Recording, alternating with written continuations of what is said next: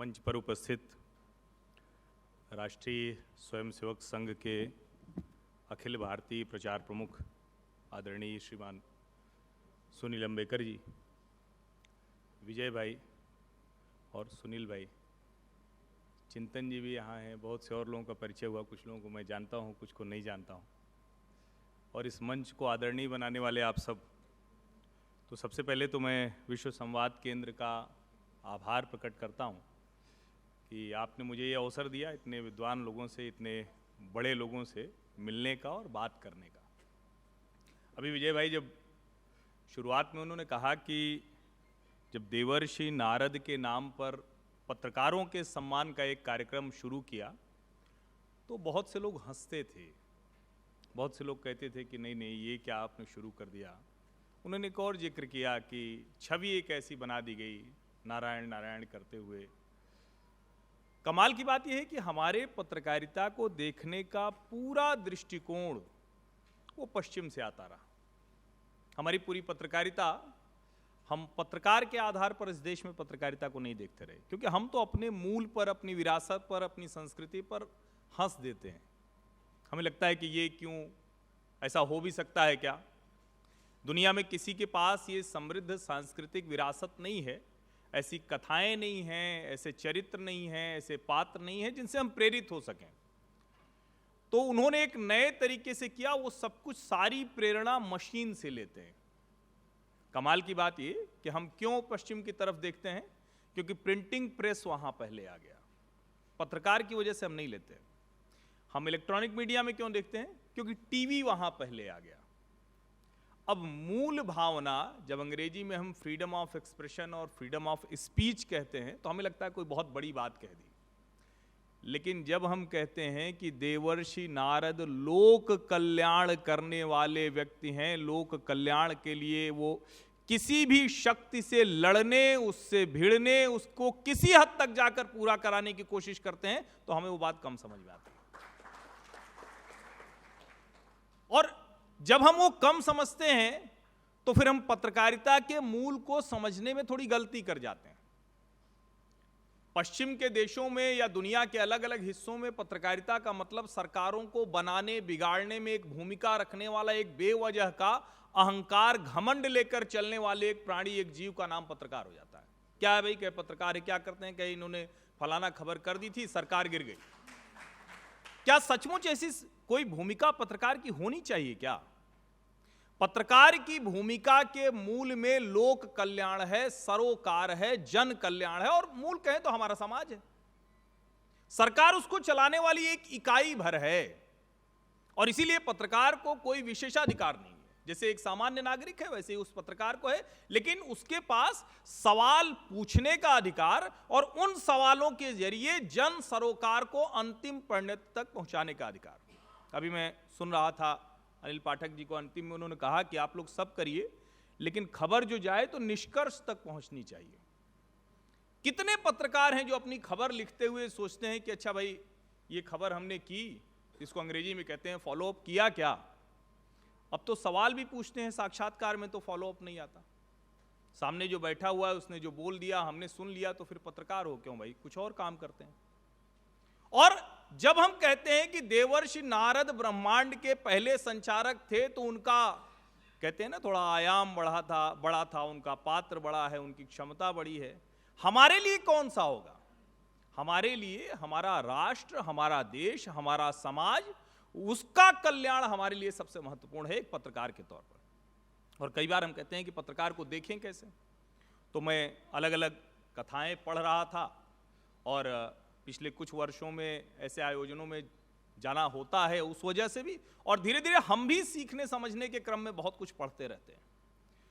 तो देवर्षि नारद के बारे में एक मैं पढ़ रहा था, तो उसमें मुझे मिला कि भगवान कृष्ण क्या कहते हैं देवर्षि नारद के बारे में, और वो बड़ा महत्वपूर्ण है। अगर उसको सिर्फ उतार लें अपने जीवन में तो मुझे लगता है जैसे कहते हैं ना कि मास्टर क्लास कम्युनिकेशन की होगी। कोई पत्रकार होगा तो वो क्या सीखे तो बहुत अच्छे से काम करेगा। तो भगवान श्री कृष्ण जो नारद जी के बारे में कहते हैं वो क्या कहते हैं? प्रेमहीनता, क्रोध, चपलता और भय जैसे दोष नारद जी में कभी नहीं रहे। अब हम लोग कहते हैं ना, पत्रकार को डरना तो नहीं चाहिए भाई।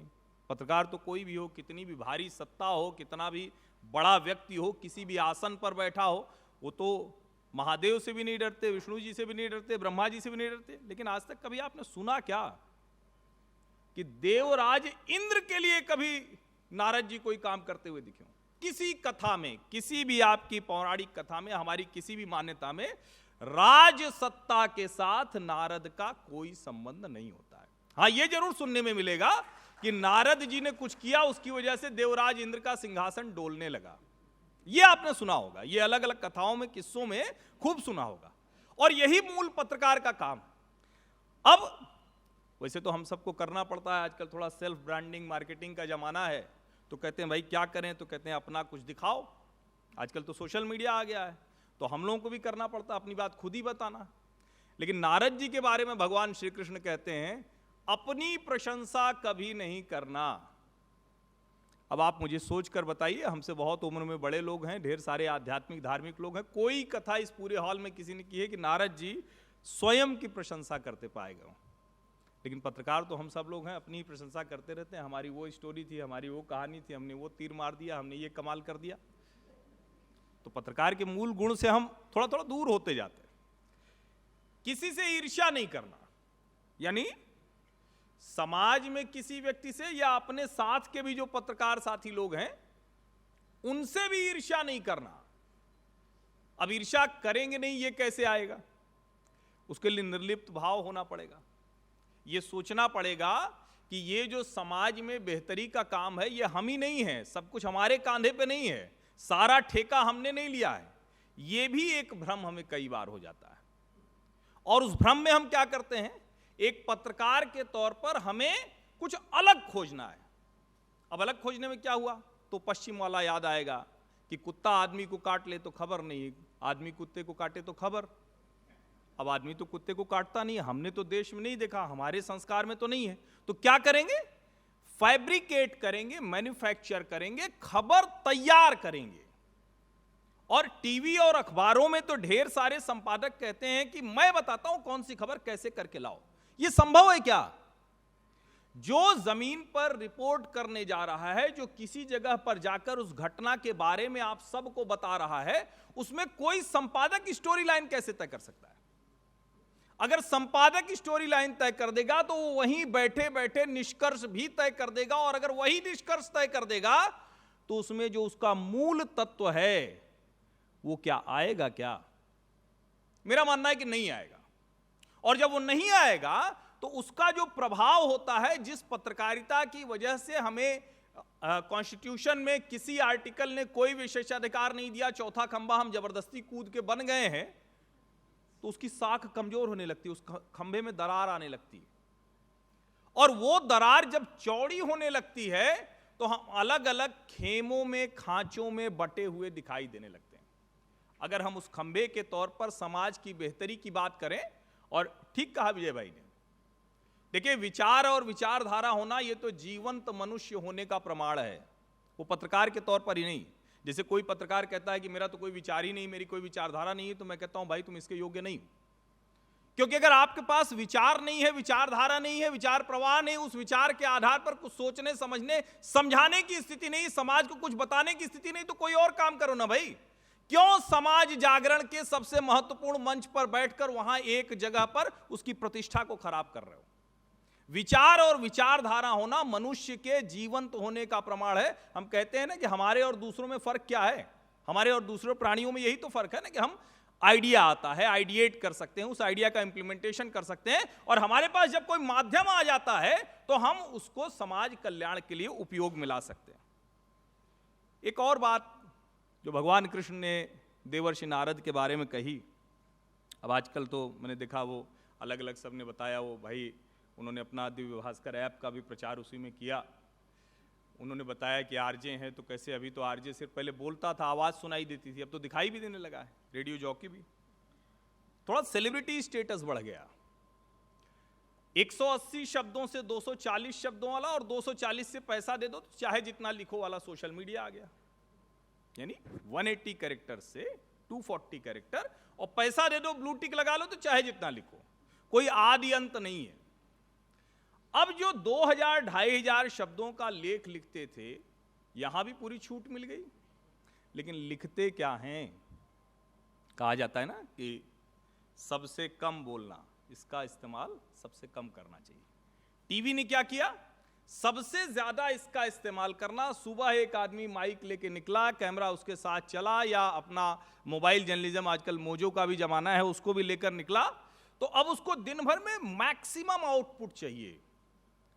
क्या हम कोई फैक्ट्री चला रहे हैं, नट बोल्ट बना रहे हैं, शर्ट बना रहे हैं, पेन बना रहे हैं, कार बना रहे हैं?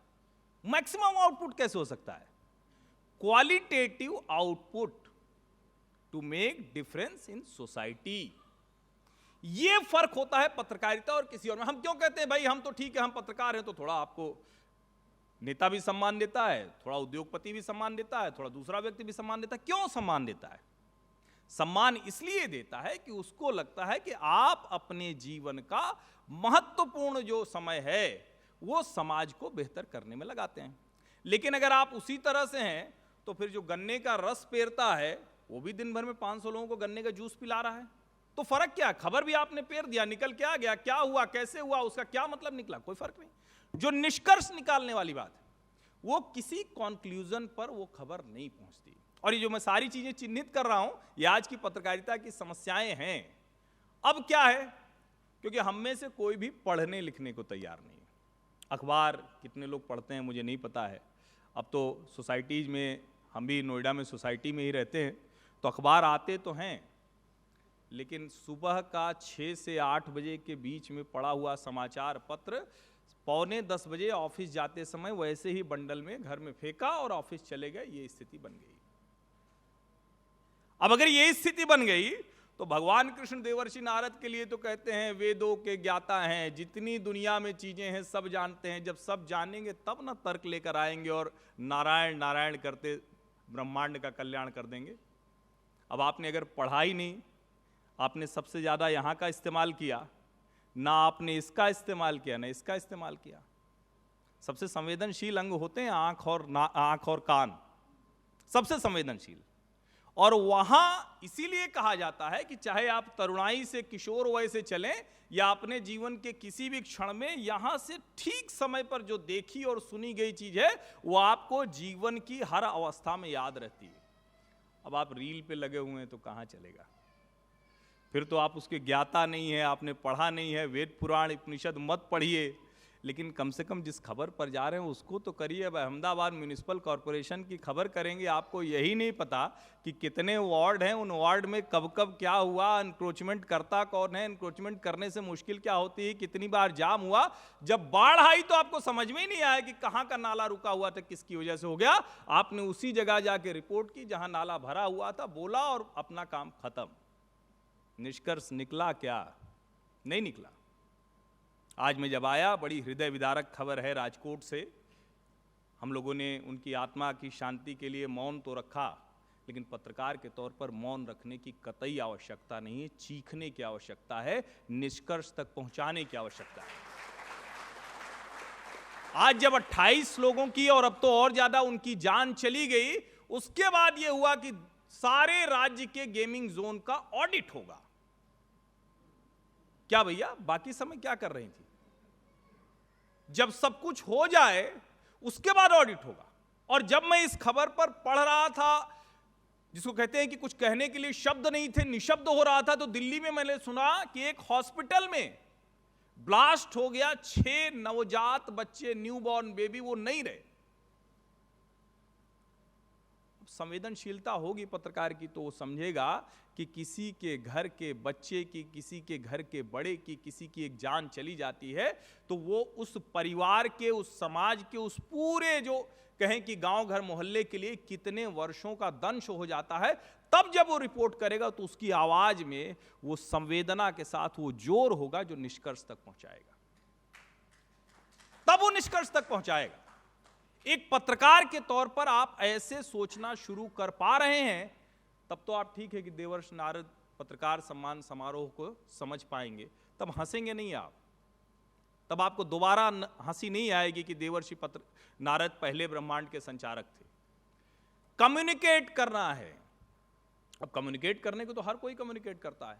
अपना अपना तरीका है, लेकिन आपको कम्युनिकेट करने के लिए एक विशेषाधिकार बिना कहे, बिना किसी संविधान के अनुच्छेद के मिल जाता है। और उसकी वजह से अगर आप कोई भी सकारात्मक बेहतर करने वाला काम नहीं कर पा रहे हैं तो फिर से सोचिए क्या करते हैं। और लोग कहते हैं कि भाई फलाना संगीतज्ञ हैं, बहुत अच्छे वो कलाकार हैं, तो क्या करते हैं? आप कहते हैं कि वो अपना बढ़िया बॉडी वॉडी बना के घूमते रहते हैं, 10 घंटा जिम में रहता है, क्या बढ़िया शरीर बनाई होगा, आजकल क्या है 6 पैक 8 पैक ये सब बना लिया है। पत्रकार को भी तो ये बनाने की जरूरत होती है ना। अगर पत्रकारिता करते हुए आपने अपने जीवन में खबरों पर उसका 6 पैक 8 पैक नहीं बनाया, आप बलशाली बुद्धि से नहीं हुए, विचार से नहीं हुए, आपने उसको नहीं किया, तो आप भला कैसे उस समाज में प्रतिष्ठा पाएंगे, जरा बताइए ना। और हमने उनको देखा था, उनके हिसाब से सब कुछ करना है, ये भी इसमें नहीं होता है। जहां आप खड़े हैं उस देश काल परिस्थिति के लिहाज से पत्रकारिता तय होती है। पत्रकारिता के कोई तय मानक मापदंड विद्यालय पाठ्यक्रम नहीं हो सकता, ये बहुत स्पष्टता से मैं कह सकता हूं। उसकी एक दृष्टि होती है और वो दृष्टि इन गुणों के साथ होती है। अब आजकल बड़ी चीजें चलती हैं ना कि जरा एक्सेस थोड़ा कम हो गई है नेताजी लोगों के यहाँ, तो कहे भाई हमारी एक्सेस कम है। अब एक्सेस कम है तो दो तरह की चीजें हैं। आप समाज के भले के लिए एक्सेस चाहते हैं तो एक्सेस तो कभी वो खत्म नहीं हो सकती, क्योंकि मनुष्य है, उसको अपनी बात पहुंचानी है, अपना काम कराना है अपने को, तो कोई न कोई वो जरिया ढूंढेगा। तो पत्रकारिता का महत्व, पत्रकारिता का स्थान कहीं न कहीं बना होगा। लेकिन अगर आप वो एक्सेस अपने कल्याण के लिए करना चाहते हैं, जन कल्याण के बजाय मेरा भला हो जाए, मेरा लाभ हो जाए, मेरी स्थिति हो जाए, तो भगवान कृष्ण तो देवर्षि नारद के लिए भी कहते हैं कि न तो अर्थ की प्राप्ति में वो कभी प्रसन्न हुए, न अर्थ चले जाने से उनको किसी ने दुख में देखा, पीड़ा में देखा। और आप तो करें भैया थोड़ा पैसा ही नहीं है, क्या करें। अब इसका मतलब ये कतई नहीं है, मैं इसका पक्षधर नहीं हूं कि फटे हाल झोला उठाकर घूमने वाला पत्रकारिता करे। पत्रकार को भी समाज में सम्मान से जीने के लिए चाहिए अर्थ, लेकिन कितना, जिससे कि आप अपने जीवन की, अपने परिवार की आवश्यकताओं की पूर्ति कर सकें। तब आप नारायण नारायण करते किसी से भी आंख मिलाकर उसको नीचे ला सकते हैं या उसको समझा सकते हैं कि भाई तुम अपना काम जिम्मेदारी से नहीं कर रहे हो। वरना अगर आप अपने कल्याण में लगे हैं और जन कल्याण वाला हिस्सा थोड़ा छोटा हो गया, तब तो फिर मुश्किल होने वाली, क्योंकि जिससे आपने कल्याण कराया है जब उसके यहां जाएंगे तो कहेंगे भाई 2 घंटा जरा बैठो, तुम तो आए थे ना पिछली बार। और तब फिर मुश्किल होगी, तब आप कुछ कह भी नहीं पाएंगे, आप प्रतीक्षा करते कुढ़ेंगे और फिर आपके मन में आएगा कि इसके खिलाफ कोई खबर लाओ, अच्छी हो बुरी हो। अगर सही खबर है तो कितना भी बड़ा आदमी हो सोचिए मत, विचार भी मत सोचिए। व्यक्ति अगर गलत हो रहा है, कोई तंत्र गलत हो रहा है, तो उसको भी सुधारना पत्रकार का काम है, उसमें कोई चिंता मत कीजिए, कल को फिर वो ठीक हो जाएगा। ये मूल रूप से समझिए इसको। और एक और बात कही जाती है ना, भाई आप निकले, अब नारद जी के बारे में और क्या है, उनका काम क्या बताया जाता है हमारी कथाओं में, पुराणों में। उनका चरित्र ये है कि यहां से वहां वो घूमते रहते हैं, कहीं कुछ दिख गया, किसी का कुछ गड़बड़ दिख गया तो चल पड़े। एक पत्रकार को भी इसी तरह से होना चाहिए। आपको कहीं भी कोई समस्या दिखे तो बीट असाइन होने का इंतजार मत कीजिए। कहते हैं भैया कौन सी बीट चाहिए, कहे मंत्रालय दे दो। इसका मतलब यह है कि आप पत्रकारिता से ज्यादा नेताओं से संबंध बनाने के इच्छुक हैं। इसको समझ लीजिए आप। कोई ऐसी बीट नहीं है जिसमें आपको जन कल्याण, समाज कल्याण करने की, जो कहते हैं ना कि वो गुंजाइश न मिलती हो, वो स्थिति न मिलती हो। और एक और बहुत जो कहें कि नारद जी के बारे में कहा जाता है ना कि वो स्थिर बुद्ध हैं।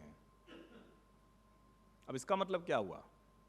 इसका मतलब ये कि उनके ऊपर किसी चीज का न तो असर पड़ता है, न किसी के ऊपर वो बेवजह असर डालने की कोशिश करते हैं। लेकिन अगर समाज के लिए कुछ करना है तो तो उसमें फिर वो किसी की सुनते नहीं है। जैसे कहते हैं ना, कह रहे हो तो सुन ही नहीं रहा है। पत्रकार को भी ऐसे ही होना चाहिए, किसी की सुन नहीं रहा है। और एक आखिरी बात मैं सिर्फ कह दूं, कोई भी जो मीन्स होता है ना, साधन होता है, अगर वो पवित्र नहीं है तो उसका परिणाम पवित्र नहीं हो सकता है। बहुत ढेर सारे लोग हैं, सब विद्वान लोग हैं। अभी सुनील जी को बोलना है तो मैं बस यहीं इसको रोकता हूं। आज की पत्रकारिता पर बहुत कुछ बोला जा सकता है, बहुत बड़ा हिस्सा हो सकता है, लेकिन इतना जरूर मैं कहूंगा, पत्रकार के तौर पर मुझे इस बात का गर्व होता है कि मैं ये काम कर रहा हूं। कोई और काम नहीं है जिसमें समाज के इतने हिस्सों से आप जुड़ सकते हैं, इतने लोगों की बेहतरी कर सकते हैं, लेकिन करने की कोशिश कर रहे हैं क्या? अगर आपकी खबर से किसी एक मोहल्ले की नाली भी साफ हो गई हो तो गर्व से छाती चौड़ी कीजिए। और कोई काम करते हैं तो पत्रकारिता नहीं है। बहुत बहुत धन्यवाद।